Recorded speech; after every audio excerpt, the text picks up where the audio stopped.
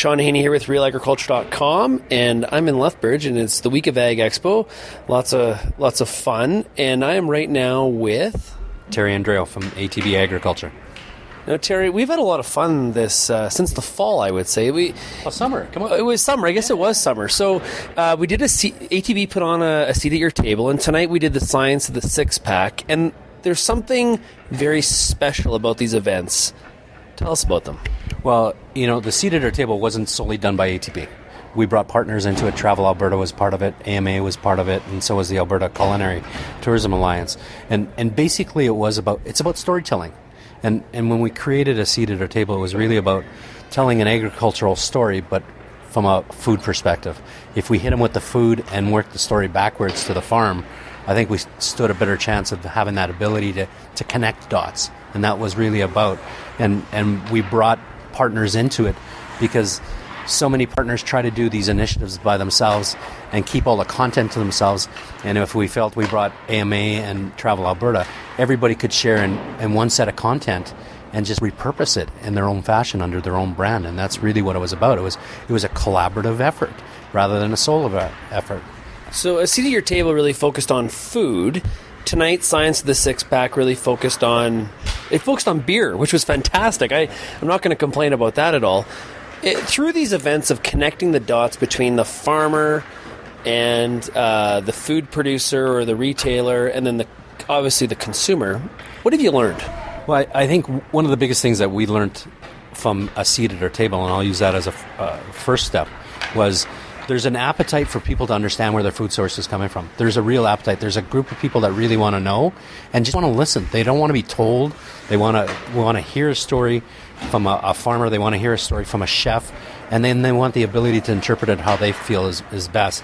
I think the second thing that we learned was the cooks in Alberta and the culinary scene in Alberta are highly collaborative. They don't see each other as threats or as competition, and they're willing to work together. And I think the Science of the Six-Pack is exemplified of what's going on with the brewery industries. Is these guys like Toolshed working with Dandy and Village working with Dandy and the new immersions of the craft beer. They're all working together, and they're not seeing themselves as threats. And, one of the outcomes I'd love to see is us as agriculture look at it the same way as, when we go to capture a story, share it and repurpose it rather than just own it.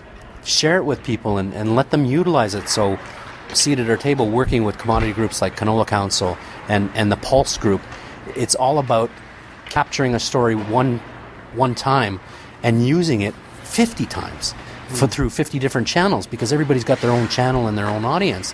And I think it's going to be the way that things are going to happen, especially as the economic scene starts to tighten up and budgets start to get a little bit tighter. This is one way that we see to maximize everybody doing the same thing, but rather than individually, collectively. Being at the seat of your long answer. Well, no.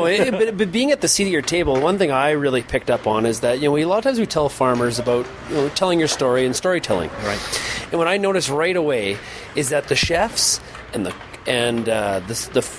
local producers that were speaking at that event, they really got the storytelling. And my anecdote I've told to many people is, so it was the main course. And it was like tenderloin of a longhorn. Yeah. And I laughed because I thought, there's not enough meat on a longhorn to eat anything. Yeah. Never mind the tenderloin. And after the guy finished talking for 10 minutes, I was like, I can't wait to eat this. Yeah. He told such an emotional story that connected with me that I was like, I just can't wait to start. Please stop talking so I can just eat this. Yeah. You know what? You probably would have been even more intoxicated in Edmonton, because we had the same experience with the bison producers. We had a chef, Ryan, out of the Westin Hotel, take bison, cook it underground with ash and spruce needles and salt, underground with his potatoes and all his root vegetables. So when this plate came out, it just reeked of campfire, not like smoke, but campfire. And I was just like, same thing, shut up so I can eat. and then the producer got up there and he goes, we're not that fortunate. If I could produce 4,000 head of bison a year, they would be all gone. He says, because the Asian market is just absorbing the bison. Us as Canadians don't get anything. So we were fortunate to get what we did.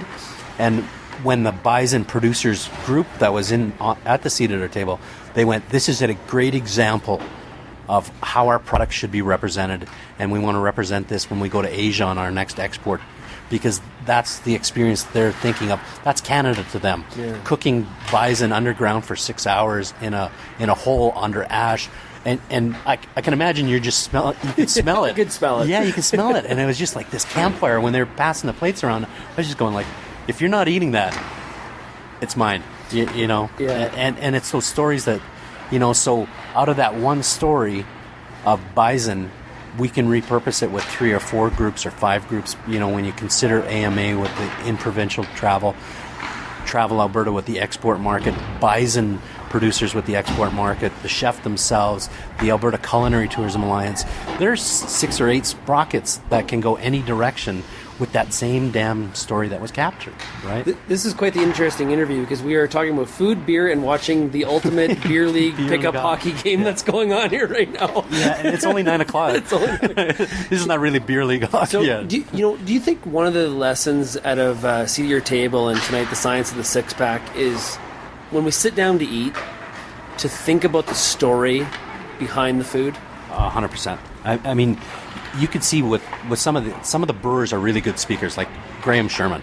He's like the beer evangelist. Yeah, but and everybody comes up and goes, it's a tough act to follow when you follow Graham, right?